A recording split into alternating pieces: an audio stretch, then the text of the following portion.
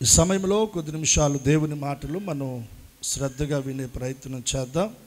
దానియేలు గ్రంథము నుండి 3 వచన భాగాలు మనం చదువుకున్నాం. 9వ అధ్యాయము 23వ వచనాన్ని, అలాగే 10వ అధ్యాయం 18వ వచనాన్ని, 11వ వచనాన్ని మనం చదువుకున్నాం.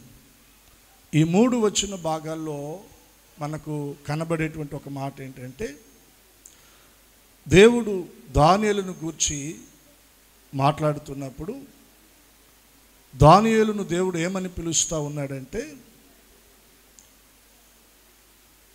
దేవుని దూత అంటుంది, నీవు బహు ప్రియుడవు.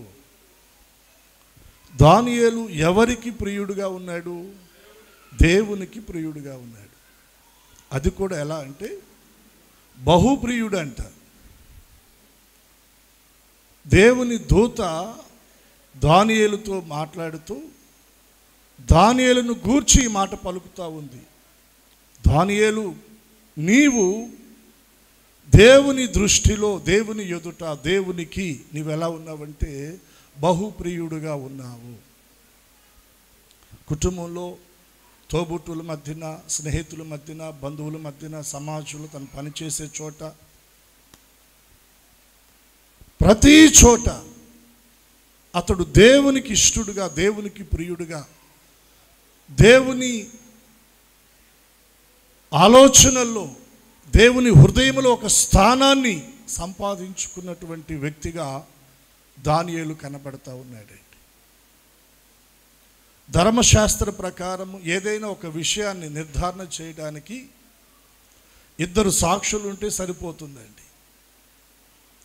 ఇప్పుడు దానియేలును గురించి ముమ్మారు ఈ మాట పలకబడతా ఉంది. 1 మారు కాదు, 2 మార్లు కాదు. ఎన్ని మార్లు చెప్పండి? 3 మార్లు. ధర్మశాస్త్ర ప్రకారం కంటే కూడా దానియేలు దేవుని దృష్టిలో నిజంగానే బహుప్రియుడుగా ఉన్నాడు అనడానికి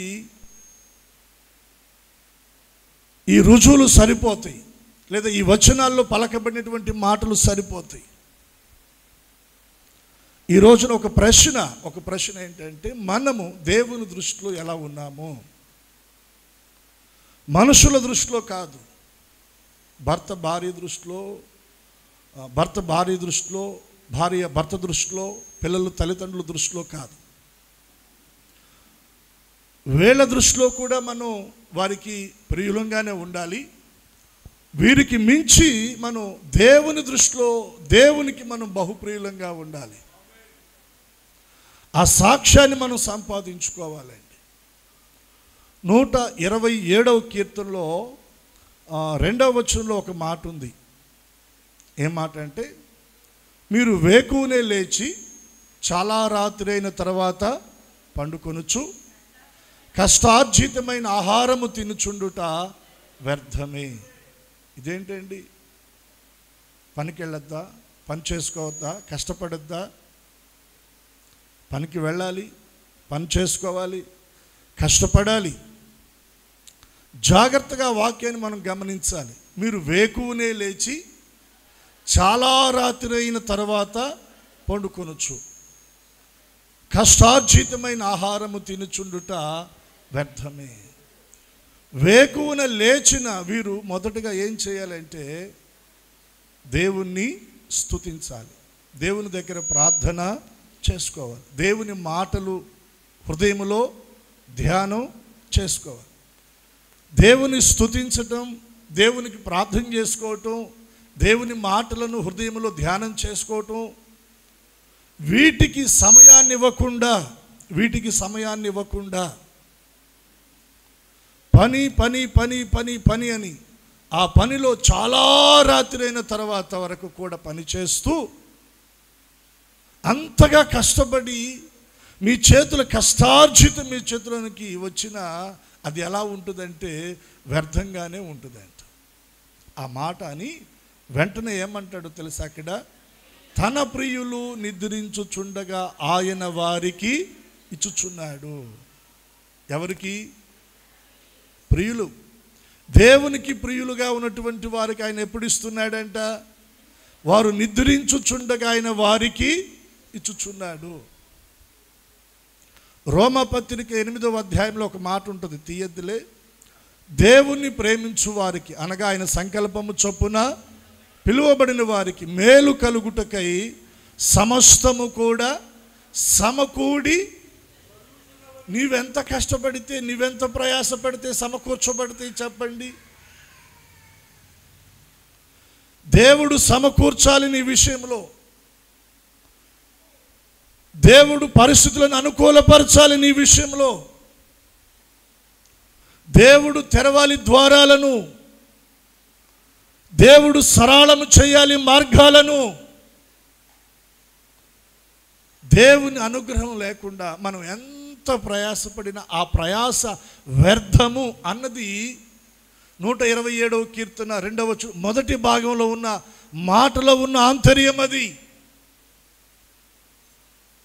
దేవుని అనుగ్రహము లేకుండా, దేవుని కృప లేకుండా, దేవుని సహాయము లేకుండా, దేవుని కటాక్షము లేకుండా నీవెంత కష్టపడినా, వేకువనే లేచి చాలా రాత్రి అయిన తర్వాత వరకు నువ్వు కష్టపడిన ఆ కష్టము వలన ప్రయోజనం ఏమీ లేదు.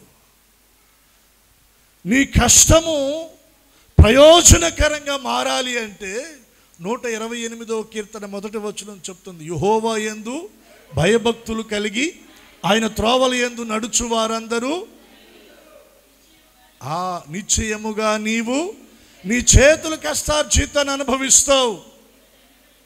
ఎప్పుడు నీ చేతుల కష్టార్జితము నీవు అనుభవించేది, నీ చేతుల కష్టార్జితం ఎప్పుడు ఆశ్రదకరంగా నీ కుటుంబానికి మారేది, నీవు దేవుని ఎడల భయభక్తులు కలిగి ఆయన త్రోవలు, ఆయన మార్గంలో నీవు నడుచున్నప్పుడు, ఆయన మార్గాన్ని విడిచిపెట్టి, ఆయన త్రోవను విడిచిపెట్టి, ఆయన సన్నిధిని విడిచిపెట్టి, ప్రార్థనకు దూరమై, దేవునికి దూరమై, దేవుని సన్నిధిని నిర్లక్ష్యపెట్టి నీవెంత ప్రయాసపడినా ఆ ప్రయాస నీకు అది దీవెనగా ఉండదండి, ఉండదు. మీరు ఒకసారి ఆలోచన చేయండి. దేవునికి దగ్గరగా ఉన్నప్పుడు మీ పరిస్థితులు ఎలా ఉన్నాయి, దేవునికి కాస్త దూరమైనప్పుడు మీ పరిస్థితులు ఎలా ఉన్నాయి, దేవుని సన్నిధిని ప్రేమిస్తున్నప్పుడు మీ పరిస్థితులు ఎలా ఉన్నాయి, దేవుని సన్నిధి అంటే మీకు వెకసమైనప్పుడు మీ పరిస్థితులు ఎలా ఉన్నాయి, ఒకసారి మీరు ఆలోచన చేయండి. దీన్ని స్పష్టంగా ప్రభువారు శరీరధారిగా ఉన్నప్పుడు చెప్పిన మాట, తీగ ద్రాక్షావల్లిలో ఉంటే అది ఫలిస్తుంది. ద్రాక్షావల్లికి తీగ వేరైతే అది ఫలించదు. ఏమవుతుంది చెప్పండి? ఎండిపోతుంది, వాడిపోతుంది. ఆ ద్రాక్షావల్లి నుండి వేరైతే అది వాడిపోయి ఎండిపోతుంది. ఎండిపోయిన వాటిని మనుషులు ఏం చేస్తారు? ఊడ్చి పోగు చేసి బయట పడవేసి వాటిని అగ్నితోటి కాల్చేస్తారు. అదే ద్రాక్షావల్లికి అంటు కట్టబడి ఉంటే తీగ, దానిలోనికి జీవం వస్తుంది, అది ఫలిస్తుంది, దాని ఫలాలు నిలిచి ఉంటాయి. అలాగే మనం దేవునిలో ఉంటే, దేవునికి ప్రియులంగా ఉంటే, దేవునికి ఇష్టలంగా ఉంటే దేవుడు మనల్ని దీవిస్తాడండి. హల్లెలూయా. దానియేలును గురించి చెప్పబడుతున్న మాట ఏంటంటే, నీవు బహుప్రియుడవు. దానియేలు, నీవు దేవునికి బహుప్రియుడవు. దానియేలు, నీవు దేవుని దృష్టిలో బహుప్రియుడుగా ఉన్నావయ్యా. నీకు కావలసిన వాటన్నిటిని కూడా దేవుడు సమకూరుస్తాడు. హల్లెలూయా. సిద్ధపరుస్తాడు, వాటిని నీకు అనుగ్రహిస్తాడు, వాటిని నువ్వు అనుభవిస్తావు.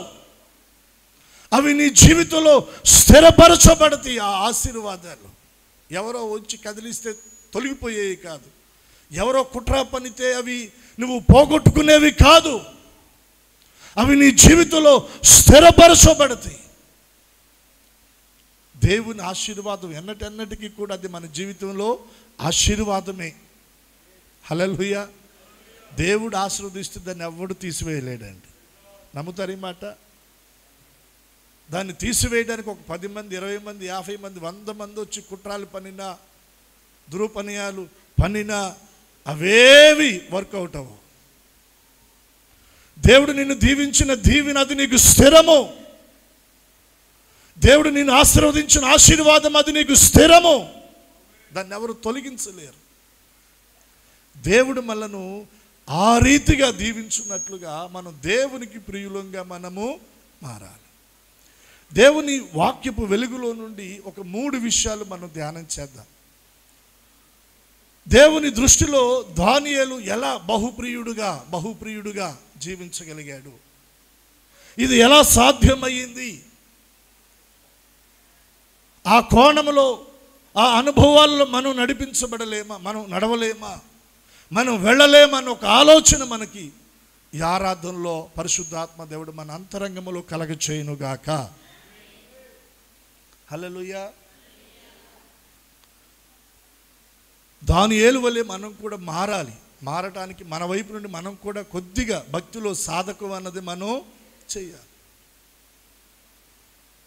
సాధకం చేయకుండా మనం రిజల్ట్ చూడలేమండి. ఈ 10th క్లాస్ రిజల్ట్స్ వచ్చినాయి.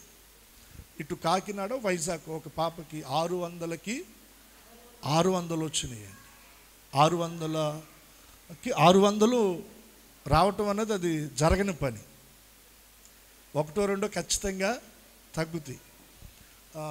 ఎంత అంటే అన్ని క్వశ్చన్స్కి రైట్ ఆన్సర్స్ రాసినా కూడా రైటింగ్లో కూడా ఏదన్నా ఒక చిన్న వంక పెట్టుకుని ఆయన మార్కు తగ్గించే అవకాశాలు ఉన్నాయి. వీటన్నిటిని కూడా దాటి 600కు 600 మార్కులు పొందటానికి తేలిక వచ్చేసినాయి అంటారా? ఆ పాపను ఎవరు ఇంటర్వ్యూ చేస్తా, రోజుకి ఎన్ని గంటలు నీవు చదివావని అడిగారు. ఎన్ని గంటలు చదివానని చెప్పింది? రోజుకొచ్చి 8 గంటలు ఎంతో చెప్పిందండి. 6 గంటలు 8 గంటలు రెగ్యులర్గా తను చదువుకునేదంట. అలా చదవబట్టే అన్ని మార్కులు తెచ్చుకోవడానికి సాధ్యపడింది. స్కూల్కి వెళ్ళి స్కూల్ నుంచి రాగానే బుక్స్ ఆడ పడేసేసి ఫోన్ పట్టుకొని లేకపోతే బయటికి వెళ్ళి ఇలా సమయాన్ని వృధా చేసి వ్యర్థం చేస్తే ఆ మార్కులు వస్తాయా చెప్పండి?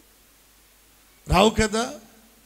అలాగే మన కుటుంబాల్లో దైవిక ఆశీర్వాదాన్ని మనం పొందడానికి, సమృద్ధి జీవాన్ని మనం పొందడానికి, సమాధానాన్ని సంతోషాన్ని పొందడానికి, దేవుని ద్వారా మన కుటుంబాలు ఉన్నతంగా దీవించబడడానికి, మన భక్తి జీవితంలో కూడా కొన్ని విషయాల్లో మనం సాధకం చేయాలి. ఆదివారం మాత్రం మందిరానికి వచ్చేసి నేను వెళ్ళిపోతాను, మళ్ళీ ఆదివారం కనబడతానంటే సరిపోతుందా? మన భక్తి ఆదివారంలో ఆరాధన 2 గంటలకు మాత్రమే పరిమితం కాకూడదు. వారములో 7 దినాలు, రోజుకి 24 గంటలు మన భక్తి దేవునితో ముడివేయబడాలి, దేవుని వాక్యముతో ముడివేయబడాలి, దేవుని మార్గములతో మనం ముడివేయబడాలి. ఆదివారం ఆరాధన అన్నది కొంత సమయం మనం దేవుని సేవించడానికి, సమాజంగా, సంఘముగా, దేవుని సేవకులంగా, దేవుని ప్రజలంగా మనమందరం ఒక సమూహంగా కలిసి సంఘముగా, సమాజంగా ప్రభువుని ఆరాధించడానికి ఆరాధన. ఇది అయిపోయిన తర్వాత వ్యక్తిగతంగా దేవునితో నీకున్న ఆ రిలేషన్ అది కొనసాగించబడుతూ ఉండాలి. ఆ భక్తి కొనసాగించబడుతూ ఉండాలి. వ్యాపారంలో, ఉద్యోగంలో, ప్రయాణాల్లో, చేతి పనుల్లో, వ్యవసాయం దగ్గర, చదువుల దగ్గర అది ఎక్కడ ఆ సహవాసం కట్ అవ్వకూడదండి. ఎందుకు కట్ అవుతుంది?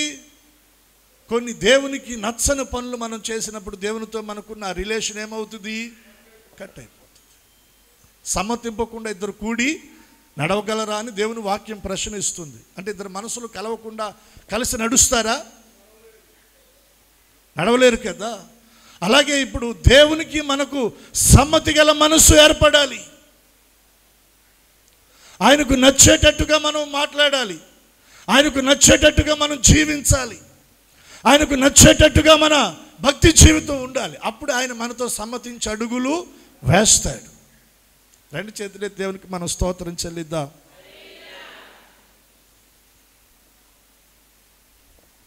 అప్పుడు దేవుడు సమృద్ధిగా మనల్ని ఆయన దీవిస్తాడండి. దానియేలు దేవునికి బహుప్రియుడిగా మారడానికి ఒక 3 విషయాలు నేను మీకు జ్ఞాపకం చేస్తాను. మొదటిది మీరు చూడండి, దానియేలు గ్రంథం 1వ అధ్యాయం 8వ వచన భాగం. రాజు భుజించు భోజనము పానము చేయు ద్రాక్షారసము పుచ్చుకొని తను అపవిత్ర పరచకూడదని దానియేలు ఉద్దేశించి తాను అపవిత్రుడు కాకుండునట్లు వాటిని పుచ్చుకొనకుండా సెలవిమ్మని నపుంసకుల అధిపతిని వేడుకొనగా దానియేలు స్నేహితులు ఇంకా మరికొందరు వందల్లో కాదు వేలల్లో యెరూషలేము నుండి బబులోను సామ్రాజ్యానికి చెరపట్టబడి తీసుకొని రాబడ్డారు. రాజైన నెబుకద్నెజరు యెరూషలేం పట్టణంలో ఉన్నటువంటి యూదుల్లో ఇశ్రాయేలు ప్రజలు అనేకులను చెరపట్టుకొని తన దేశానికి తీసుకొని వచ్చాడు. అలా తీసుకొని రాబడిన చెరపట్టబడి వచ్చిన బానిసల్లో ఒకరుగా ఉన్నటువంటి దానియేలుతో కూడా ఉన్నటువంటి కొందరు స్నేహితులు, వీరికి చెరపట్టబడి వచ్చిన ఆ దేశంలో ఒక బంపర్ ఆఫర్ వచ్చిందండి.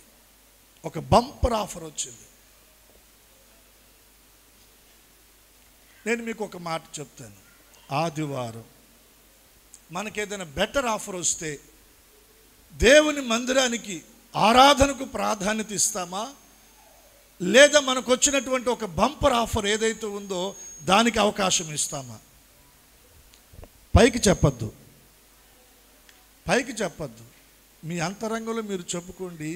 దాన్ని దేవుడు వింటా ఉన్నాడు, దాన్ని దేవుడు చూస్తూ ఉన్నాడు, దాన్ని దేవుడు గమనిస్తున్నాడు. చెరపట్టబడి బానిసలుగా ఉన్నటువంటి దానియేలుకు ఒక మంచి అవకాశం వచ్చింది. బానిసలకు సరైన భోజనం ఉండదు, సరైన వస్త్రాలు ఉండవు, సరైన వసతులు ఉండవు. ఇప్పుడు మంచి భోజనం, మంచి పానీయం, మంచి వసతులతో కూడినటువంటి సదుపాయాలతో కూడిన అవకాశాలు వచ్చినాయి. చాలా తృణప్రాయంగా వాటిని పక్కకు నెట్టి వాటి విషయంలో మీరు మాకు ఎలాగైనా సహాయం చేయాలని ఆ రాజు యొక్క నపుంసకుడు అధిపతి అయితే ఎవరైతే ఉన్నారో అతన్ని బ్రతిమలాడి వేడుకుంటూ ఉన్నాడు. రాజు భుజించే భోజనము, రాజు పానీయము చేసే ద్రాక్షారసము ఆహారంగా వీరికి ఇవ్వబడుతూ ఉంది. బ్రహ్మాండంగా ఆహారాన్ని భుజించవచ్చు, ఆ పానీయాన్ని సేవించవచ్చు. కానీ దానియేలు దాన్ని నిరాకరిస్తున్నాడు, తృణీకరిస్తున్నాడు, కాదంటున్నాడు. దానికి కారణం ఏంటి? జాగ్రత్తగా వచ్చాను, మీరు అందరూ చూడండి. మరలా నేను చదువుతాను. దానియేలు గ్రంథం 1వ అధ్యాయం 8వ వచనం. రాజు భుజించు భోజనమును పానము చేయు ద్రాక్షారసమును పుచ్చుకొని తాను అపవిత్రపరచుకొనకూడదని దానియేలు ఉద్దేశించి. దానియేలు ఉద్దేశం ఏంటి చెప్పండి? తను అపవిత్రపరచుకోకూడదు. దానియేలు ఉద్దేశం ఏంటి చెప్పండి? తాను అపవిత్రపరచుకొనకూడదు. అంటే ఇప్పుడు తన ఎదుటకు వచ్చిన ఆహారములో అపవిత్రత ఉంది. ఆ ఆహారము నేను తింటే నన్ను నేను అపవిత్రపరుచుకుంటాను. కాబట్టి పస్తుండడానికైనా, ఉపవాసం ఉండడానికైనా, లేదు బలమైన ఆహారం కాకుండా ఏదో నార్మల్ ఆహారమైన భుజించి రోజులు గడపడానికి దానియేలు ఇష్టపడుతున్నాడు. కానీ తను అపవిత్రపరచుకోవడానికి మాత్రం దానియేలు ఇష్టపడటం లేదు. దానియేలు ఉద్దేశం ఇప్పుడు దేవుని మందిరానికి వస్తున్నాం, ఈ ఉద్దేశం మనకు ఉండాలి, ఈ ఆలోచన మనకు ఉండాలి. దేవుని ప్రజలంగా, దేవుని పిల్లలంగా మన ఆలోచన తలంపుల్లో, మన మనసులో, మన హృదయంలో ఈ ఉద్దేశాన్ని మనం కలిగి ఉండాలి. నన్ను నేను అపవిత్రపరచుకోకూడదు. ఎంత గొప్ప ఆఫర్ వచ్చినా, అవకాశాలు వచ్చినా వాటి ద్వారా ఒకవేళ నా భక్తి పాడవుతుంది అంటే, నా పరిశుద్ధత పాడవుతుంది అంటే, నా యథార్థత పాడవుతుంది అంటే, నా నమ్మకత్వం పాడవుతుంది అంటే వాటిని విడిచిపెట్టడానికి, వాటిని నిరాకరించడానికి, వాటిని త్రోసివేయడానికి ఒక క్షణం కూడా మనం ఆలోచించకూడదండి. దేవునికి ఒకసారి స్తోత్రం చెల్లిద్దాం. ఒక్క సెకండ్ కూడా ఆలోచించాలా. తను తను అపవిత్రపరచుకోకూడదని దానియేలు ఉద్దేశించాడంట. అటువంటి ఉద్దేశం మనందరికీ దేవుడు కలగ చేయునుగాక. ఏమంటున్నాడు అక్కడ చదవండి. ఏమంటున్నాడంటే ఆ 8వ వచనం కంటిన్యూలో, వాటిని పుచ్చుకొనకుండా సెలవు ఇమ్మని ఏం చేస్తా ఉన్నాడు? నపుంసకుల అధిపతిని వేడుకుంటున్నాడు. అయ్యా, ఈ ఆహారం కాకుండా వేరే ఆహారం ఏదైనా ఉంటే పెట్టండి. వేరే ఆహారం లేదా? ఆకుకూరలు ఉన్నాయి, నార్మల్ కూరగాయలు ఉన్నాయి. అంటే నార్మల్ ఆకుకూరలైనా కూరగాయలైనా పర్వాలేదు. వాటితో మా కడుపు నింపుకొని మేము తృప్తి చెందుతాం, చాలు మాకు అవి. ఇవి మాత్రం మాకు కొంచెం ఎడంగా పెట్టండి అయ్యా. ఆ నపుంసకుల అధిపతి అంటాడు, ఒకవేళ మీరు కూరగాయలు ఆకుకూరలు తిని మీ ముఖాలు వికారంగా అయిపోతే, మీరు రాజు ఎదుట నిలబడ్డప్పుడు ఆ రాజు మిమ్మల్ని గమనించినప్పుడు మీరు అలా వికారంగా కనపడ్డారనుకోండి, నా ఉద్యోగానికి, నా లైఫ్కి సమస్య వస్తుందంటే దానియేలు అంటాడు, సరే మా వల్ల నీవు ఇబ్బంది పడకూడదు, ఒక 10 దినాలు మమ్మల్ని పరీక్షించు. రాజు దగ్గరికి వెళ్ళేదానికి ముందే ఒక 10 దినాలు మమ్మల్ని పరీక్షించు. నీవన్నట్టు మా ముఖాలు వికారంగా ఉంటే అప్పుడు నీ మాటకే మేము వస్తాం. 10 దినాలు ఆ అధిపతి పరీక్షించాడు. రాజు భోజనము భుజించేవారు, రాజు ద్రాక్షారసాన్ని పానం చేసిన వారి ముఖాల కంటే కూడా దానియేలుతో ఉన్న స్నేహితుల ముఖాలు ఎలా ఉన్నాయంట? సౌందర్యంగా, వారి ముఖాలు కాంతివంతంగా, వారి ముఖాలు ప్రకాశమానంగా వెలిగిపోతూ ఉన్నాయంట. దేవునికి స్తోత్ర. నేను ఒక్క మాట చెప్తున్నాను, నీ ముఖం వెలగాలంటే, ప్రకాశించాలంటే, కాంతిమయంగా ఉండాలంటే లాజిక్ చిన్నదేనండి, పవిత్రతను కాపాడుకోవటం. పాపం చేసేవారి ముఖాలు సిగ్గుతో కప్పబడతాయి. పాపం చేసేవారి ముఖాల్లో భయం కనబడుతుంది. పాపాన్ని ప్రేమించే వారి ముఖంలో విచారము కనబడుతుంది. పాపాన్ని అసహించుకునే వారి ముఖాలు కాంతివంతంగా ఉంటాయండి, ప్రకాశిస్తాయి. దేవుని వెలుగుతో వారి ముఖాలు నింపబడతాయి. వారు బలమైన ఆహారం తీసుకోకపోవచ్చు, ఖరీదైన వస్త్రాలు కట్టకపోవచ్చు, సుఖవంతమైన విలాసాలు సదుపాయాలు వారికి ఉండకపోవచ్చు. ఓ చిన్న పాకాలో ఉన్న, ఓ చెట్టు క్రింద ఉన్న వారి ముఖాలు ప్రకాశిస్తాయి. హల్లెలూయా. పరిశుద్ధతను కాపాడుకోండి, మీ ముఖాల్లో దేవుని వెలుగు కనబడుతుంది. పరిశుద్ధతను కాపాడుకోండి, మీ ముఖాల్లో దేవుని మహిమ కనబడుతుంది. అపవిత్రతకు చోటు వల్ల ఎవరు చెప్పండి? దానియేలు అండి. దానియేలు ఉద్దేశం ఏంటంటే తనతో అపవిత్రపరచుకోకూడదు. మాట ద్వారా మనం అపవిత్రపరచబడకూడదు, వినికిడి ద్వారా మనము అపవిత్రపరచబడకూడదు, మన కంటి చూపు ద్వారా మనము అపవిత్రపరచబడకూడదు, మనం తినే ఆహారము ద్వారా మనము అపవిత్రపరచబడకూడదు, మన క్రియలు, మన ప్రవర్తన ద్వారా మనం అపవిత్రపరచబడకూడదు. మన మాట జాగ్రత్తగా ఉండాలి, మన వినికిడి జాగ్రత్తగా ఉండాలి, మన చూపు జాగ్రత్తగా ఉండాలి, మనం భుజించే ఆహార పదార్థాలు జాగ్రత్తగా ఉండాలి, మన ప్రవర్తన, మన క్రియలు జాగ్రత్తగా ఉండాలి. మనల్ని మనం పవిత్రంగా కాపాడుకోవడానికి అటువంటి ఆలోచన మనకి ఉండాలి. దానియేలు అటువంటి మంచి ఉద్దేశం ఉంది కాబట్టి దానియేలు దేవునికి ఏమయ్యాడు చెప్పండి? ప్రియుడయ్యాడు.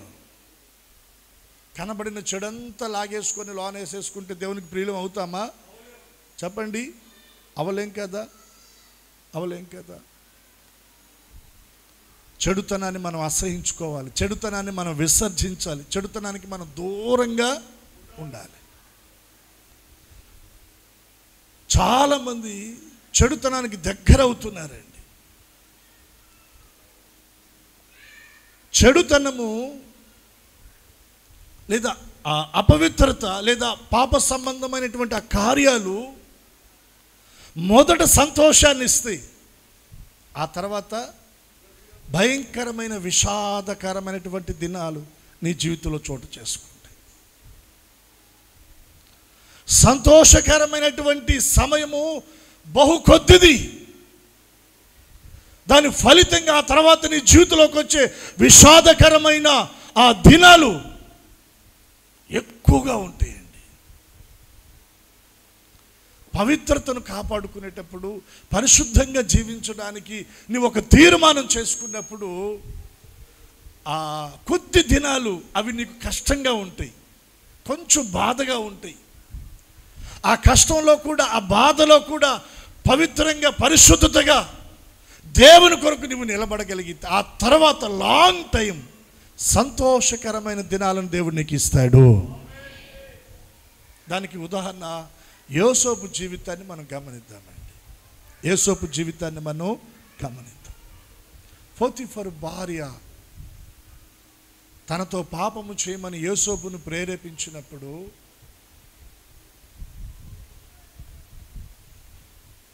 ఆమె ప్రేరణకు యోసేపు లోనవల. ఆమె బలవంతం చేస్తే తన పై వస్త్రాన్ని అక్కడ వదిలిపెట్టి ఏం చేశాడు? పారిపోయాడు. పారిపోయినప్పుడు యోసేపు మీద ఆమె తన భర్తకు నెగిటివ్గా చెప్పింది.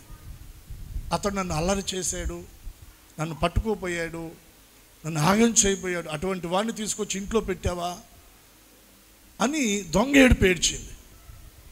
భర్త కదా. వెంటనే ఫరో అధిపతి, ఫరో దగ్గర ఉన్నతమైన ఉద్యోగం చేస్తూ ఉన్నాడు. ఈ విషయాన్ని అధికారుల దృష్టిలో తీసుకుని వెళ్ళగానే వెంటనే యోసేపుని ఎక్కడున్నా పట్టుకుని అరెస్ట్ చేయండి అని అధిపతులు, అధికారులు ఆజ్ఞ జారీ చేయగా యోసేపుని పట్టుకొని తీసుకొని వచ్చి చెరసాలలో పడవేశారు. తప్పు చేసినందుకే చేయనందుక చెరసాల వచ్చింది? చెప్పాలా? తప్పు చేయనందుకు ఇప్పుడు ఎక్కడికి వెళ్ళాడు? చెరసాల్లో ఇప్పుడు బాధను అనుభవిస్తున్నాడు. కీర్తనలో రాయబడింది, సంఖ్యలంట అతన్ని కాళ్ళను చేతులను నొప్పించిని, బాధ పెట్టిని అంట. అపవిత్రతలోనికి వెళ్లకుండా తను పరిశుద్ధతను కాపాడుకున్నందుకు అతని చేతికి సంఖ్యలు వేయబడ్డాయి, అతని కాళ్లకు సంఖ్యలు వేయబడ్డాయి, చెరసాలనికి నెట్టివేయబడ్డాడు. ఎన్ని దినాలు? చెరసాల్లో ఉన్నది కొద్ది దినాలే. ఆ తర్వాత చెరసాల్లో నుండి అతడు బయటికి వచ్చాడు. ఎక్కడ నిలబడ్డాడు? ఫరో ఎదుట నిలబడ్డాడు. ఫరో యోసేపును ఘనపరిచాడు. ఐగుప్తు దేశమంతటికి రెండో ఫరోగా యోసేపును హెచ్చించాడు. ఫరో రెండవ రథం మీద యోసేపును దేవుడు ఎక్కించాడు. హల్లెలూయా. ఐగుప్తు రాజమార్గాలలో ఫరో రెండవ రథం మీద రాజవస్త్రాలతో అతడు ఊరేగించబడ్డాడు. ఆ సంతోషం కొద్ది రోజులే కాదండి. ఆ తర్వాత ఏం చేశాడు? ఆహార శాఖ మంత్రిగా ఐగుప్తు దేశమంతటా ఆహార ధాన్యాలన్నిటిని ఏం చేశాడు? యోసేపు స్టోర్ చేశాడు. ఆ తర్వాత వచ్చిన కరువు కాలంలో ఐగుప్తీలందరూ కూడా ఎక్కడికి వచ్చారు? యోసేపు దగ్గరకు వచ్చి దండం పెట్టారు. హల్లెలూయా. యోసేపు బ్రతికిన దినాలన్నీ కూడా ఆ సంతోషం అతని జీవితంలో దేవుడు శాశ్వతంగా స్థిరపరిచాడు. పాపము వలన వచ్చే సంతోషం కొద్ది దినాలే. ఆ తర్వాత విషాదకరమైన ఛాయలు నీ బ్రతుకును, నీ జీవితాన్ని, కుటుంబాన్ని అలముకుంటాయి.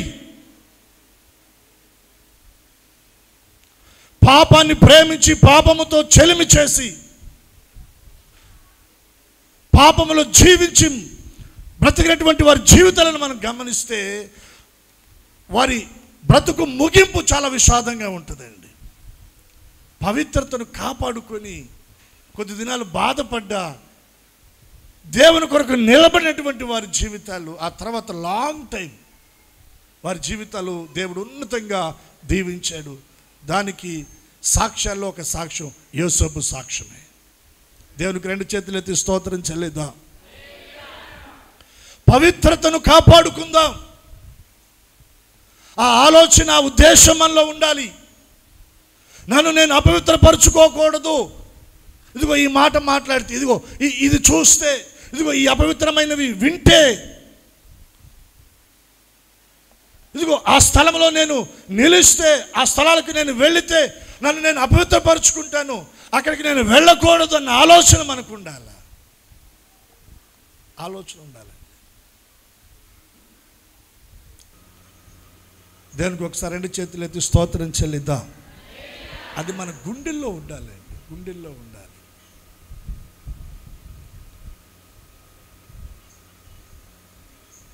ఆ భయం కూడా మన గుండెల్లో ఉండాలి. కొద్ది కాలం, దాదాపు 1 సంవత్సరం అవుతుందో ఏమో, మొత్తానికి నిద్రపోయాను, బాగా నిద్ర పట్టింది. నిద్రలో కలలో నేను సినిమా హాల్కి వెళ్ళినట్టు కల వచ్చింది. దరిద్రం. ఆలోచిస్తా, కల్లో భయపడతా వెళ్ళానంట. నాతో ఎవరున్నారు మొత్తం గుర్తు రావటం లేదు. అక్కడ గేట్ దగ్గర టికెట్ చించుతారు కదా, అక్కడ కూడా చాలా భయంగా వెళ్ళానంట. లోనికి వెళ్ళి కూర్చున్నానంట, అక్కడ భయంగానే కూర్చున్నానంట. అది మూవీ ఆ తెర ఏదో తీస్తారు కదా, తీసి ఆ పేర్లు పడుతున్నాయంట. పేర్లు పడటంతో నిదట ఉలిక్కిపడి లేచానండి. లేవగానే చూస్తే ఇంట్లోనే ఉన్నాను. అమ్మాయి అసలు ఎంత ఆ భయం వణుకొచ్చేసిందంటే, అది నేను అనుభవించాను కాబట్టి అది నాకే తెలిసింది. షాక్ అయిపోయానమాట. కళ్ళు తెరిచి చూడంగానే ఇంట్లోనే ఇది కళ, అమ్మయ్య, ప్రాణం అలా నెమ్మదైందండి. ఒక అపవిత్రమైనటువంటి స్థలంలోనికి మనం వెళ్ళేటప్పుడు అటువంటి దైవిక భయం మన గుండెల్లో పనిచేయాలా. నన్ను నేను అపవిత్రపరుచుకోకూడదు. కలలో కూడా పవిత్రతను కాపాడుకునే ఆలోచన, ఆ ఉద్దేశం, ఆ దైవ భయం మనలో కనబడాలండి. అది దానియేలులో కనబడింది. దేవునికి 2 చేతులు ఎత్తి స్తోత్రం చెప్పండి. రెండవ విషయాన్ని నేను మీకు జ్ఞాపకం చేస్తున్నాను. దానియేలు గ్రంథం 6వ అధ్యాయం చూడండి, 10వ వచనం.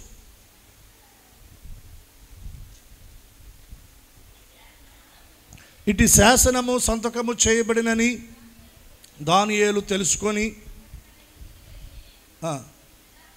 యథాప్రకారము అనుదినము 3 మోకాళ్ళుని తన ఇంటి పైగది కిటికీ తలుపులు తెరచి యెరూషలేము తట్టు తెరవబడి ఉండగా తన దేవునికి ఏం చేస్తూ ఉన్నాడు? ప్రార్థన చేస్తూ ఉన్నాడు. చాలు ప్రార్థన చేస్తూ ఉన్నాడు. ఈ వచ్చిన భాగంలో ఉన్న మాటలను ఆధారం చేసుకొని నేను మీకు ఒక మాట జ్ఞాపకం చేస్తూ ఉన్నాను. ఇటు శాసనము సంతకము చేయబడినని దానియేలు తెలుసుకొని. ఇందాక ఉద్దేశం ఏంటి చెప్పండి? అది ఉద్దేశం ఏంటి? అతని ఉద్దేశం ఏంటి? తను అపవిత్ర పరుచుకోకూడదు, దానియేలు ఉద్దేశం. ఇప్పుడు రెండవది, ఒక విషయాన్ని తెలుసుకున్నాడు. ఏ విషయాన్ని తెలుసుకున్నాడు? రాజుగారు ఒక శాసనాన్ని, ఒక జీవోను ఆయన పాస్ చేశాడు. ఒక జీవో మీద సంతకం పెట్టాడు. ఒక శాసనం రిలీజ్ అయింది. ఏంటి ఆ శాసనం? కొన్ని దినాలు బబులోను సామ్రాజ్యంలో ఎవరైనా వారు దేవునికి ప్రార్థన చేస్తే, అలా ప్రార్థన చేస్తుండగా రాజుగారి యొక్క భటులకు, సేవకులకు ఎవరికైనా కనబడితే అలా ప్రార్థన చేసేవారిని పట్టుకొని బంధించి అతన్ని తీసుకొని వెళ్ళి ఎక్కడ పడేయాలంటే సింహాల గుహలో పడేయాలి. సింహాలకు ఆహారంగా అతన్ని పడేయాలి. ఇదిగో రాజుగారు చెప్పేంత వరకు మీకు ఏ సమస్య వచ్చినా, ఏ బాధ వచ్చినా మీరు రాజు ఎదుటే నిలబడి రాజుకే మ్రొక్కి రాజుకే మీ విన్నపాలు తెలియచేయాలి. దేవునికి కాదు, మీరు మనుషులకే ప్రార్థన చేయాలి, రాజుగారికే మీ బాధలు చెప్పుకోవాలి అన్నట్టుగా ఒక శాసనం. ఈ శాసనం దానియేలు తెలుసుకున్నాడంట. అంటే ఇప్పుడు దేశంలో ఉన్న పరిస్థితులు ఏంటంటే మనం ప్రార్థన చేయకూడదు. ఏం చేయకూడదు? ప్రార్థన చేయకూడదు. ప్రార్థన చేస్తే వాళ్ళని పట్టుకొని బంధించి వాళ్ళని తీసుకొని వెళ్ళి సింహాల గుహలో సింహాలకు ఆహారంగా వారిని పడేస్తారు. ఒక్క మాటలో చెప్పాలంటే ప్రార్థన చేసిన వారికి మరణ శిక్ష ఉంది. ఏ శిక్ష? ప్రార్థన చేసుకుంటే మిమ్మల్ని చంపేస్తాం. రానున్నటువంటి దినాల్లో ఇటువంటి చట్టాలు మన భారతదేశంలో కూడా వచ్చేటువంటి పరిస్థితులు ఉన్నాయి. ఇప్పటికే కొన్ని రాష్ట్రాల్లో కఠినమైనటువంటి పరిస్థితులు వచ్చినాయి. అదేదో ఒక రాష్ట్రాన్ని నేను మొన్న విన్నానండి. ఒక వ్యక్తి బాప్టిజం పొందాలంటే కొన్ని నెలల ముందు ఎంఆర్ఓ గారి దగ్గర అర్జీ పెట్టుకోవాలంట. ఆ అర్జీ పెట్టుకుంటే ఆయన ఓకే అంటే అప్పుడు వీళ్ళు బాప్టిజం పొందాలంట. బాప్టిజం ఇచ్చే ఆయన కూడా ప్రభుత్వ అధికారులకు తెలియచేయాలంట. తెలియచేయకుండా ఒకవేళ ఒక వ్యక్తికి వ్యక్తిగతంగా సువార్త చెప్పినా, దేవుని మాటలు చెప్పినా, దేవుని మందిరానికి ఆహ్వానించిన ఆ వ్యక్తికి బాప్టిజం ఇచ్చిన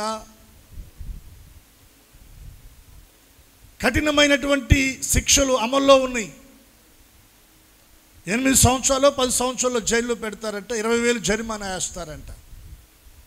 అలా చెప్తే మరణ శిక్ష వరకు కూడా అటువంటి కఠినమైనటువంటి శిక్షలు వారు ఆమోదిస్తూ ఉన్నారంట. నేను అది సోషల్ మీడియాలో చదివాను. నేను అది ఇటువంటి చట్టాలు కొన్ని రాష్ట్రాల్లోనికి తీసుకొని రావటానికి కొందరు ప్రయత్నాలు చేస్తూ ఉన్నారు. అవి భారతదేశ వ్యాప్తంగా కూడా ఒకవేళ వచ్చే పరిస్థితులు ఉంటాయేమో. యేసు నామమున అటువంటి పరిస్థితులు దూరం అవునుగాక. అటువంటి పరిస్థితులు వస్తే ఇప్పుడు నువ్వు ప్రార్థన చేసుకుంటావు, అబ్బాయి నువ్వు ప్రార్థన చేసుకుంటే నిన్ను చంపేస్తారంట, జైల్లో పడేస్తారంట, 10 సంవత్సరాలు జైల్లో ఉండాలంట, లేదంటే ఇదిగో ఒక 20,000 రూపాయలు ఫైన్ కట్టాలంట. అంటే ఆదివారం చర్చిలో ఎంతమంది కనపడతారు? ఎంతమంది చేతుల్లో బైబిల్ పట్టుకొని చర్చికి వస్తారు చెప్పండి? ఏమి లేకపోతేనే చర్చికి రావడం మహా కష్టం అయిపోతుంది. ఇటువంటి చట్టాలు వస్తే, ఇటువంటి శాసనాలు వస్తే, ఇటువంటి జీవోలు వస్తే మనం మందిరానికి వస్తామా? అది ఉపయోగం లేని భక్తి. అది ఉపయోగం లేని భక్తి. నీకు ప్రయోజనం ఉండదు ఆ భక్తి వలన, నీ కుటుంబానికి ఉండదు, నీ వల్ల దేవునికి కూడా ప్రయోజనం ఏమీ లేదు. ప్రయోజనం ఏమీ లేదండి, ప్రయోజనం ఏమీ లేదు. దేవుని కొరకు కూడా అవసరమైతే చనిపోయే అంత తెగింపుతో చేసే భక్తి చేయాలి. అన్ని గొంతులు వినబడలా. ఎందుకండి అంత అవసరం ఏముందండి అంటారా? సరే బతకండి. ఎంతకాలం బతుకుతారు? ఒక 70 సంవత్సరాలు బతుకుతారు, 80 సంవత్సరాలు బతుకుతారు. ఆ తర్వాత కూడా బతుకుతారా? సరే ఒక 100 సంవత్సరాలు బతుకు, ఆ తర్వాత చావరా? చచ్చి ఎక్కడికి పోతారు? అప్పుడు ఎక్కడికి పోతారండి? ప్రవీణ్ పగడాల గారు చంపబడ్డారు, యాక్సిడెంట్ అని కొంతమంది అంటున్నారు. అది క్లియర్గా హత్య అన్నది అందరికీ అర్థమైపోయింది. సరే ఏది ఏమైనా దేవుడు అనుమతిస్తేనే అది జరిగింది. దేవుని కొరకు ఆయన చనిపోయాడు. భౌతికంగా ఆయన చంపగలిగారు, కానీ ఆయన ఆత్మను ఎవరు ఏమీ చేయరు. ఆయన చనిపోయి కూడా సేవ చేస్తున్నాడు, చనిపోయి కూడా ఆయన సాక్ష్యం ఇస్తున్నాడు, చనిపోయి కూడా దేవుని వాక్యాన్ని ప్రకటిస్తున్నాడు. ఆయన చంపుతారని ముందుగానే ఆయనకి ఫోన్ కాల్స్ వెళ్ళిపోయినాయి, మెసేజ్లు వెళ్ళిపోయినాయి. ఆయన దాక్కుని సేవ చేయలే, ఆయన భయపడుతూ సేవ చేయలా, చుట్టూ 10 మందిని పెట్టుకొని సేవ చేయలా. దేవుని కొరకు నేను చనిపోవడానికి సిద్ధంగా ఉన్నానని ధైర్యంగా బయటకు వచ్చి సేవ చేశాడు. అటువంటి భక్తి, అటువంటి సేవ, అటువంటి పరిచర్య చేసేటువంటి వారిని ఉద్దేశించి దేవుడు పలుకుతాడు, నీవు బహు ప్రియుడవు. హల్లెలూయా. ఎప్పటికప్పుడు చచ్చిపోతాం. ఇప్పుడు 45-50 సంవత్సరాలు చంపేస్తే ఇప్పుడు చచ్చిపోతాం. ఒకవేళ ఇప్పుడు చంపకపోతే 70-80 సంవత్సరాలకైనా ఖచ్చితంగా చచ్చిపోతాం. ఏదో ఒకరోజు చనిపోతాం. చచ్చేలోపు దేవునికి ప్రియులంగా ఉండి మనం చచ్చిపోతాం. శాసనం వచ్చింది, ప్రార్థన చేస్తే చంపేస్తారంట. తెలుసుకున్నాడు, తెలుసుకొని భయపడలా. తెలియకపోతే వేరే విషయం. అర్థమైందా? తెలియకపోతే మనం ఏం చేయలేం. తెలుసుకున్నాడు, తెలుసుకొని ఆ శాసనానికి దానియేలు భయపడలా. దానియేలు దానికి భయపడలా. ఈరోజున ఎవరికి భయపడుతున్నాం మనం? రాజులకి, రాజుల ద్వారా పుట్టిన శాసనాలకు, మనుషులకు భయపడుతున్నాం. మనం భయపడవలసింది మనుషులకు కాదు. ఎవరికి భయపడాలి? దేవునికి భయపడాలి. మోషేను గురించి కూడా అద్భుతమైన మాట ఉంటుందండి.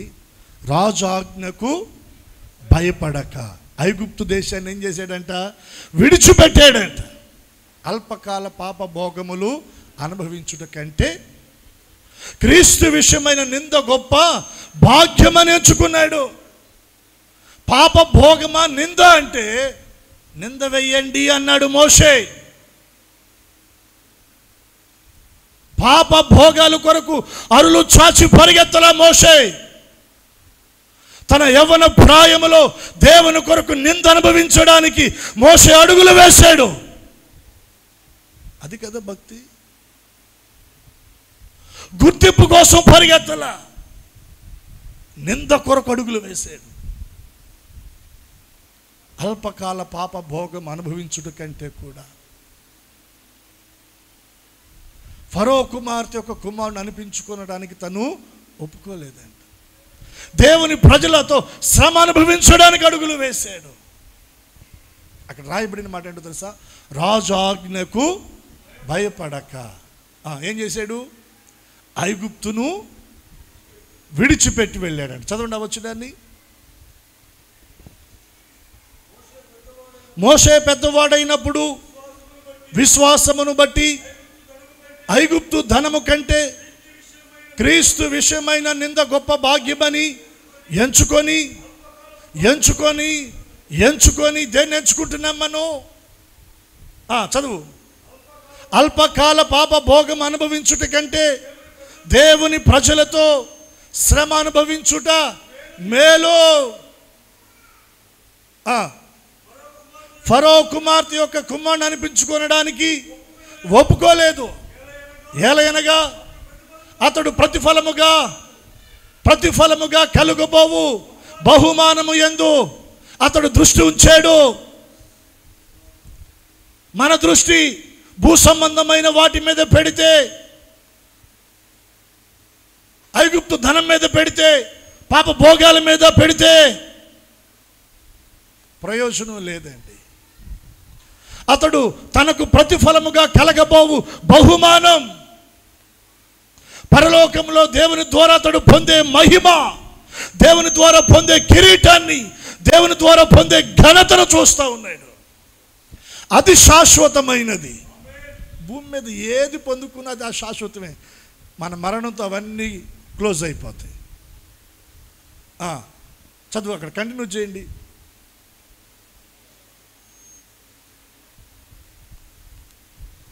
ప్రతిఫలముగా కలగబోవు బహుమానము యందు దృష్టి ఉంచెను.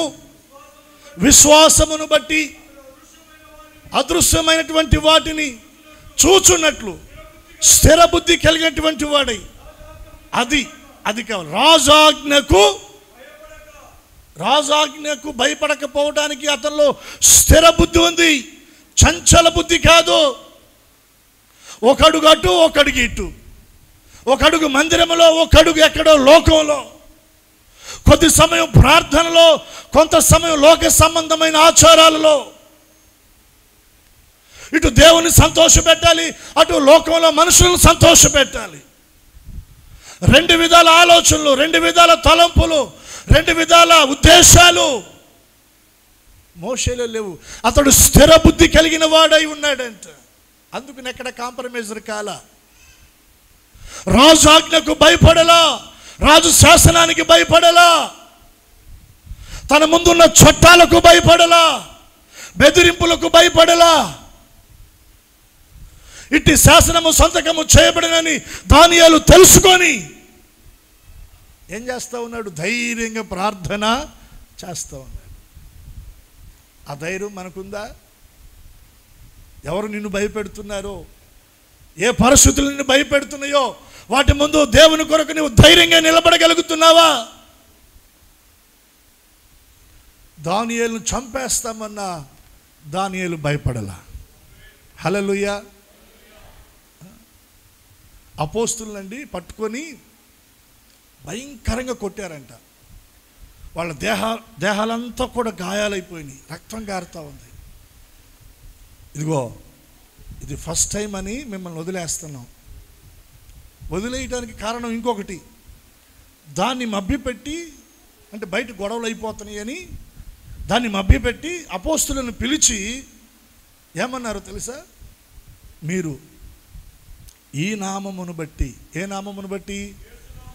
యేసు నామమును బట్టి మీరు ఎక్కడ మాట్లాడకూడదు, ఎక్కడ మీరు ఆ నామాన్ని గురించి బోధించకూడదు, ఆ నామములో మీరు ఎక్కడ ప్రార్థన. అపోస్తులు ఏమన్నారు? అది మా వల్ల, ఇంతకు రెట్టింపు మీరు మమ్మల్ని పట్టుకొని కొట్టిన, గాయపరిచిన, మా దేహంలో రక్తం ఒకవేళ అలా స్రవించిపోతున్నా, మా ప్రాణాలు విడవలసి వచ్చినా ప్రాణాలు విడుస్తాం, కానీ యేసు నామాన్ని గూర్చి మాట్లాడకుండా ఉండలేం, ఆయన గూర్చి ప్రకటించకుండా ఉండలేం, ఆయన సన్నిధిలో ప్రార్థించకుండా ఉండలేము. ఆ నామమును గురించి నింద అనుభవించడానికి, బాధలు పడడానికి, దెబ్బలతో కొట్టబడడానికి మేము అర్హులమే, యోగ్యులమే, దానికి మేము సిద్ధంగా ఉన్నామన్నారు అపోస్తులు. అటువంటి స్థాయిలోనికి మన భక్తి వెళ్ళాలి. అప్పుడే దేవునికి ప్రియులంగా మనము మారగాలి. పేతురు గారిని సిలువ వేసి చంపడానికి అన్ని ఏర్పాట్లు చేస్తే పేతురు గారు ఏమన్నారో తెలుసా? సిలువ వేసి చంపేస్తున్న వాళ్ళని, యేసు ప్రభు, మా ప్రభు ఇలా సిలువ వేయబడ్డాడు, ఆయన వల్లే సిలువ వేయబడి చనిపోవడానికి నేను అంతటి యోగ్యత కలిగిన వాడిని కాదు, నన్ను తలక్రిందులుగా సిలువ వేసి కోరుకున్నాడండి. ఇంకా ఎక్కువగా శ్రమ పడుతూ చనిపోవడానికి కోరుకున్నాడు పేతురు గారు. చావులో సుఖాన్ని కోరుకోలా, చావులో కూడా ఇంకా చిత్రహింసలు పడి దేవుని కొరకు చనిపోవడానికి కోరుకున్నాడు పేతురు గారు. తలక్రిందులుగా సిలువ వేయబడేటువంటి తేలిగ్గా ఉందా? మామూలు విషయం అది, మామూలు విషయం కాదు. అలా చంపండి నన్ను అన్నాడు. యాకోబును చిరఛాదనం చేశారు, స్టెఫెన్ రాళ్ళు పెట్టి కొట్టి చంపేశారు. తోమా గారిని మన భారతదేశంలో మద్రాసు పట్టణంలో ఈటలతో పొడిచి చంపేశారు. అలా చనిపోవడానికైనా సిద్ధపడ్డారు, కానీ భయపడి వెనక్కి తిరగల. చిన్న చిన్న వాటికి భయపడి ప్రార్థనకు మానేసేటువంటి వారు ఎంతమంది ఉన్నారు?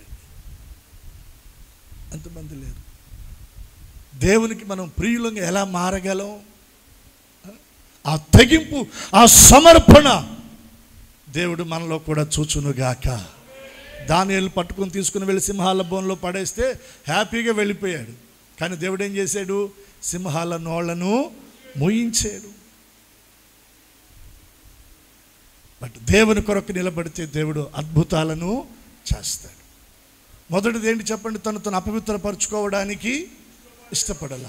రెండవది, తన ముందు భయంకరమైన చట్టాలున్న, శాసనాలున్న వాటికి భయపడి తన జీవితంలో ప్రార్థనను మానుకోవాలా, ప్రార్థనను విడిచిపెట్టలా, దేవునికి దూరము కాలా, దేవుని సన్నిధికి దూరము కాలా, దేవునితో అంటుకట్టబడి ఉన్నాడు. మూడో విషయాన్ని జ్ఞాపకం చేసి ముగించేస్తాను. చూడండి, దానియేలు గ్రంథం 5వ అధ్యాయము 17వ వచనం.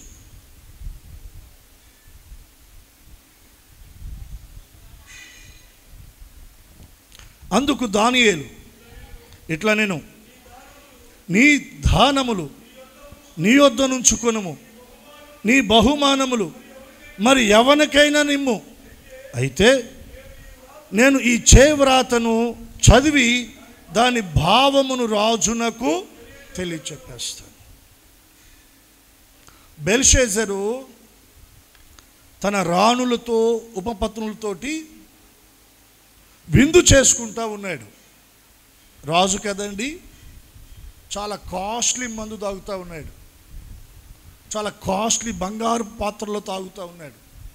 తనతో రాణులు ఉన్నారు, ఉపపత్నులు ఉన్నారు, ఇంకా కొంతమంది అధిపతులు ఉన్నారు. గ్రాండ్గా సెలబ్రేషన్ చేసుకుంటూ ఉన్నారు.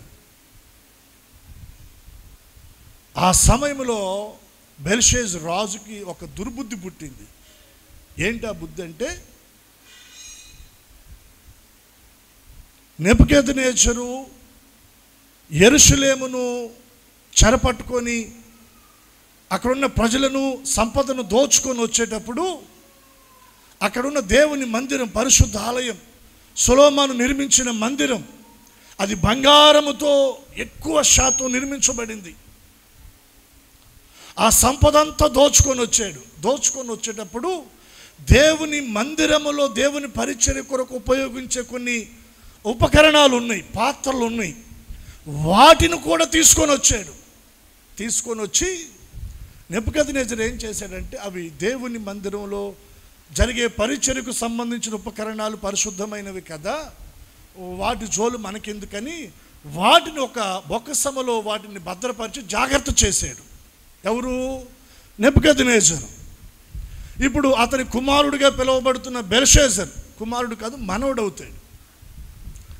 బెల్షెజరు తన రాణులతో ఉపపత్నులతోటి అధిపతులతో చేసుకుంటున్న ఆ సెలబ్రేషన్ విందులో ఆ ద్రాక్షారసాన్ని ఆ యెరూషలేము నుండి తీసుకొని రాబడిన దేవుని మందిరంలో పరిచర్యకు ఉపయోగించే ఆ ఉపకరణాలలో ఈ ద్రాక్షారసాన్ని పోసుకొని తాగాలన్న బుద్ధి పుట్టిందంట.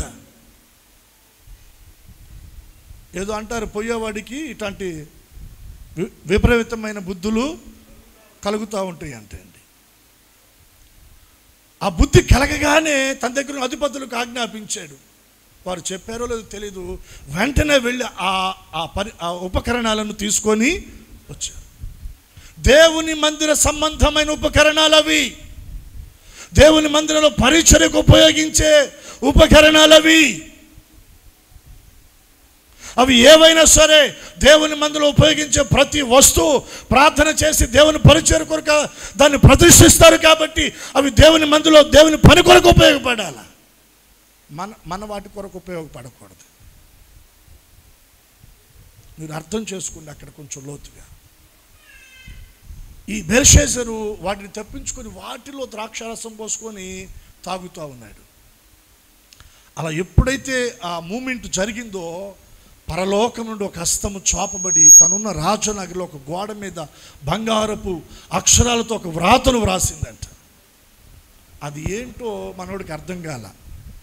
ఆ దేశంలో ఉన్న మాంత్రికుల్ని, శకునుగాండ్రని, జ్ఞానం కలిగిన వారిని, చదువుకున్న వాళ్ళు అందరిని పిలిపించి, అన్ని భాషలు తెలిసిన వారిని పిలిపించి ఆ వ్రాతను చదవమంటే వాళ్ళకి అర్థం కాల. అప్పుడు అక్కడ ఉన్న ఒక అధిపతి దానియేలు గురించి చెప్తాడు, నీ తండ్రి కాలంలో కూడా ఇలాగ ఒకటి జరిగిందయ్యా. అప్పుడు ఆ యెరూషలేము నుండి చెరపట్టు తీసుకుని రాబడిన వారిలో దానియేలు అని ఒక అతను ఉన్నాడు. అతడు ఆ కలభావాన్ని చెప్పాడు. అతను చెప్పినట్టే జరిగింది. అతడు ఈ వ్రాతను గూర్చి చెప్పగలడు అని చెప్పినప్పుడు అతన్ని పిలిపించమంటే అప్పుడు దానియేలు పిలువబడతాడు. రాజు ఎదుట నిలబడతాడు. రాజు ఎదుట నిలబడినప్పుడు ఆ వ్రాత ఏంటో నాకు స్పష్టంగా చెప్పు. ఇదిగో నేను నీకు దానం ఇస్తాను, బహుమానాలు ఇస్తాను, బంగారం ఇస్తాను, వెండి ఇస్తాను, వెలగల రత్నాలు ఇస్తాను, వజ్రాలు ఇస్తాను, ఇదిగో ఈ బహుమానం నీకు ఇస్తానయ్యా అని బంపర్ ఆఫర్ పెట్టాడు. ఎవరి ముందు? దానియేలు ముందు ఒక ఆఫర్ పెట్టాడు. ఇవన్నీ నీకే అంటే ఆంతర్యంగా ఆ వ్యక్తి ఉద్దేశం ఏంటంటే దాన్ని గూర్చినటువంటి ఆ భావం నాకు కొంచెం అనుకూలంగా చెప్పు. అధికారుల కంట లంచము గుడ్డితనాన్ని కలగజేస్తుందంట, లంచము న్యాయాన్ని త్రిప్పివేస్తుందంట. భయం వచ్చింది. అయితే ఎక్కడ కఠినంగా సమాచారం ఉంటుందో అలా కఠినంగా చెప్పకుండానట్లుగా తనకు అనుకూలంగా చెప్పేటట్లుగా ఒకవేళ నేను అనుకుంటున్నాను బెల్షాజర్ ముందుగానే ఆఫర్ ఇచ్చాడు. ఎవరికి? దానియేలుకి. నాకు మంచి అవకాశం వచ్చిందా అని చెప్పి సంచి తెచ్చుకున్నాడా? Suit case తెచ్చుకున్నాడా? ఏమన్నా తనతో ఇంకొక ఇద్దరు తెచ్చుకున్నాడు, రండిరా బాబు అని. ఏమన్నాడు? నీ దానాలు నీ బహుమానాలు నీ దగ్గర పెట్టుకో. అంటే నీవిచ్చే వాటి మీద నేను ఆధారపడటం లేదు. హల్లెలూయా. అంటే నేను మీకు ఏం చెప్తున్నానంటే దానియేలు మనుషుల మీద ఆధారపడలా, మనుషులు ఇచ్చే వాటి మీద కూడా దానియేలు ఆధారపడలా. దానియేలు దేవుని మీద ఆధారపడ్డాడు. దేవుని గుప్పిళ్ళు విప్పితే తన ప్రతి అక్కర అవసరత తీర్చబడుతుందని ఒక దాసుడు తన యజమాని చేతి తట్టు చూచినట్లుగా దానియేలు దేవుని చేతి తట్టు చూస్తూ ఉన్నాడు. ఎవరిస్తారా అని మనుషుల వైపు చూడలా. ఇది సేవకులంగా మాకు బాగా అవసరం. స్తోత్రం చెప్పండి. మేము ఎవరి వైపు చూడకూడదు చెప్పండి? మీ వైపు చూడాలా, దేవుని వైపు చూడాలా? కొంచెం గట్టిగా చెప్పండి. ఎవరి వైపు చూడాలా? మేము దేవుని వైపు చూస్తే దేవుడు మీ హృదయాల్లో ప్రేరణ కలగచేస్తాడు. తన పని కొరకు దేవుడు మిమ్మల్ని రేపుతాడు, ముందుకు నడిపిస్తాడు. మీకు ఆ సామర్థ్యాన్ని ఇచ్చి దేవుని పని కొరకు దేవుడు మిమ్మల్ని నిలబెడతాడు. మేము మీ వైపు చూసామనుకో ద్వారాలన్నీ క్లోజ్ అయిపోతాయి. ఏమైపోతాయి చెప్పండి? ముయ్యబడతాయి. సేవకునిగా నా జీవితంలో పరిచర్యలు ఇటువంటి అనుభవాలు నేను కుక్కలకు చూశాను. మనుషుల వైపు దృష్టి వెళ్ళినప్పుడు ద్వారాలు ముయ్యబడ్డాయి.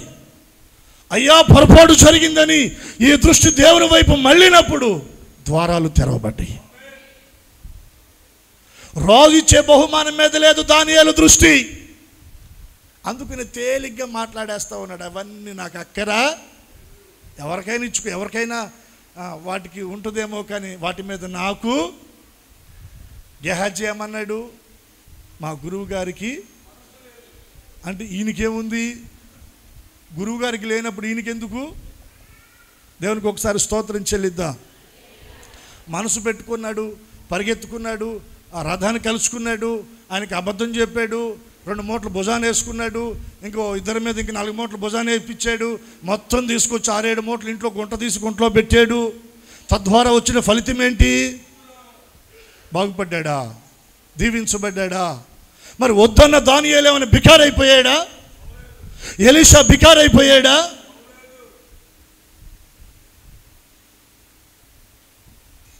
మన దృష్టి దేవుని మీద ఉంటే దేవుడు మనల్ని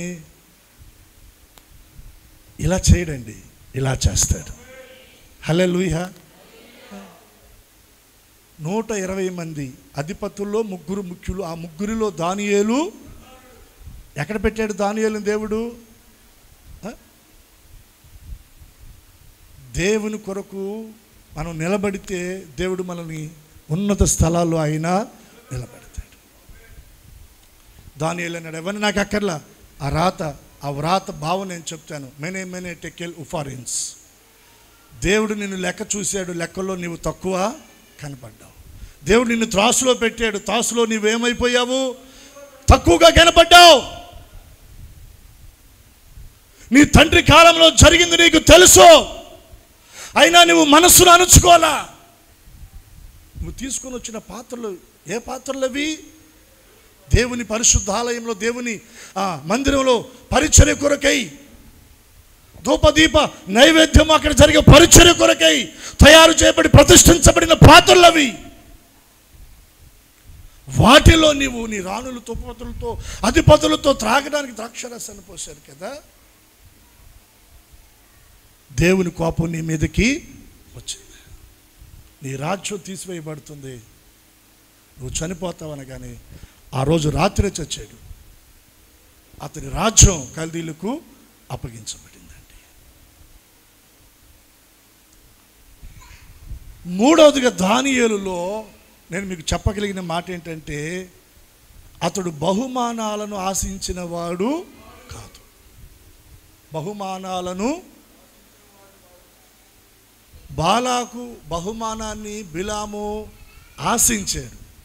ఎవరు ఆశించారు చెప్పండి? బిలాము మరణము దయానీయంగా చచ్చిపోయాడంట. ప్రవక్తలు ఎవరు చనిపోయినా వారి చావు చాలా రాయల్టీగా ఉంది, కానీ బిలాము చావు చాలా దుర్భరంగా ఉందంట. కారణం ఏంటంటే బాలాకి ఇచ్చే బహుమానం. ఎవరు ఏది ఇస్తారా అని దాని కొరకు ఎదురు చూశాడు బిలాము. గెహాజీ, ఆకాను, ఇస్కరేతు యూదా, అననీయ, సఫీరా, ఇలా మనం చూస్తే ధనం మీదకి మనసు వెళ్ళిన వారందరూ నష్టపోయారు. ధనం కాదు, ధనం కంటే దేవుడు గొప్పవాడని దేవునికి మొదటి స్థానం ఇచ్చినటువంటి వారిని దేవుడు ఉన్నతంగా దీవించాడు.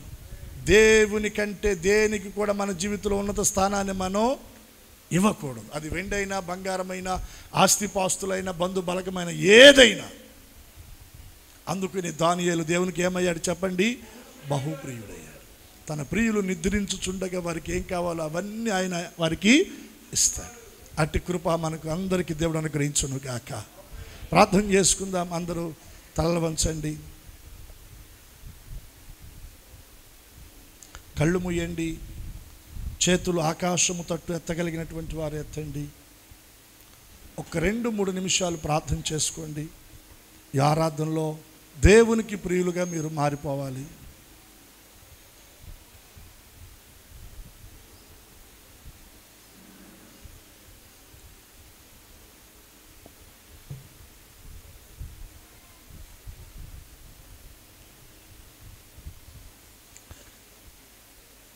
చేతులు పైకెత్తుదామా? ప్రార్థన చేసుకుందాం. ఒకే ఒక్క ప్రార్థన. దానియేలు వలె నేను కూడా నీకు ప్రియుడుగా, ప్రియురాలుగా ఉండాలి ప్రభా. నీకు ఇష్టడుగా నేను ఉండాలయ్యా. నీకు ఇష్టరాలుగా నేను ఉండాలి ప్రభా. నన్ను నేను అపవిత్రపరచుకోకూడదు, పవిత్రతను కాపాడుకోవాలి. చట్టాలకు, శాసనాలకు భయపడి ప్రార్థన నేను విడిచిపెట్టకూడదు. ప్రార్థనా జీవితాన్ని నేను విడిచిపెట్టకూడదు. ప్రార్థన చేసుకుందా. బహుమానాలకు దానియేలు ఆకర్షించబడి లోనైపోలేదు. తన దృష్టి దేవుని మీద నిలిపాడు. ఈ రోజున మన దృష్టి దేవుని మీద ఉండాలి. అయ్యా, ఈ 3 అనుభవాల్లో నన్ను స్థిరపరిచి బలపరచండి. మీ కొరకు నేను నిలబడాలి, సాక్ష్యం ఇవ్వాలి, మిమ్మల్ని మహిమపరచాలి. మీ కొరకే నన్ను సిద్ధపరచండి. అడుగుదాము, చేతులెత్తి అడుగుదాము. హల్లెలూయా, హల్లెలూయా, స్తోత్రం, స్తోత్రం, స్తోత్రం, స్తోత్రం, స్తోత్రం, స్తోత్రం, స్తోత్రం, స్తోత్రం, స్తోత్రం. పరిశుద్ధ తండ్రి నాయన, మీకు వందనాలు. ఈ దినం ప్రకటించబడిన మాటలు అందరి హృదయాల్లో నీరు కట్టి ఫలభరితంగా చేయండి. దానియేలు వలె మేమందరము నీకు ప్రియులంగా మారిపోవాలి. నీకు ప్రియులైనటువంటి వారందరికీ సమృద్ధి, దీవెన, ఆశీర్వాదాన్ని ప్రభావితగునైనా మీరు అనుగ్రహించి దీవించే దేవుడవు. తన ప్రియులు నిద్రించుచుండగా ఆయన వారికి ఇచ్చుచున్నాడని మీరు సెలవిస్తున్నారు. వాక్యము విని నీకు ప్రియులుగా, ఇష్టలుగా ఉండాలని తీర్మానం చేసిన ప్రతి ఒక్కరి జీవితంలో వారు కలిగి ఉన్న ప్రతి అక్కరి అవసరత మీ మహిమ ఐశ్వర్యంలో వారు నిద్రించుచుండగా తీర్చబడునుగాక, సమృద్ధిని అనుభవించుదురుగాక. కృప చూపిన ఆయన మీ కొరకు నిలబెట్టి మహిమ పొందమని యేసు నామమున ప్రార్థించి అడుగుచున్నాము తండ్రి. ఆమేన్. ఇదిన ప్రభు